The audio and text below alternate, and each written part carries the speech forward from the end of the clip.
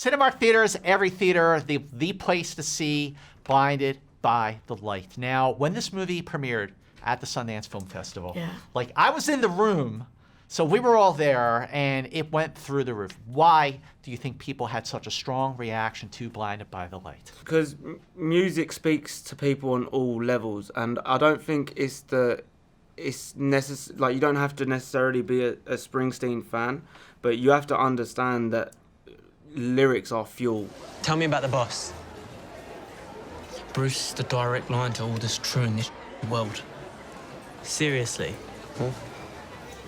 What does he know about our world?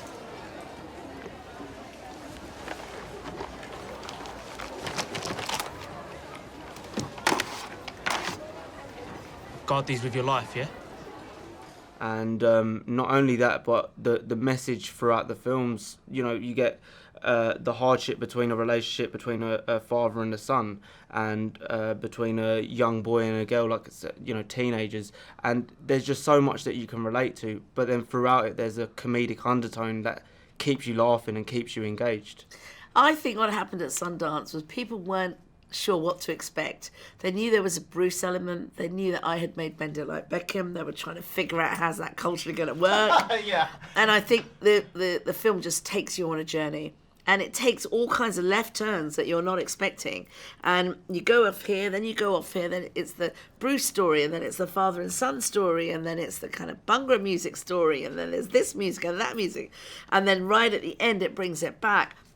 And I think emotionally it hits you because politically it's got great messages for our time, you know, the world we're in today, and how, you know, we how positive and joyous our world could be if we listened to Bruce. But at the same time, you know, it's a very powerful story about father and son, and what happens, you know, when you don't get that validation from your father, as what happened with Bruce. You know, he struggled his whole life, and because his dad never sat down and said, "Well done, son, I'm proud of you." And it's very moving when you see that kind of stuff, because so many people relate to it.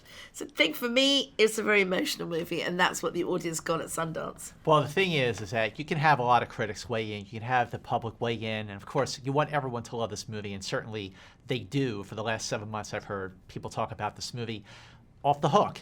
But there's one review that matters sort of the most here, you know, like that review is the boss, Bruce Springsteen. So have you heard? Has he seen the movie? What do you know? What can you tell me? Gurinder will have the answer for this one. Go on. So this time last year, I took my director's cut off my Avid, my edit room, and came to New York to show it to Bruce. He was on Broadway, so I chose a Sunday. We chose Sunday afternoon.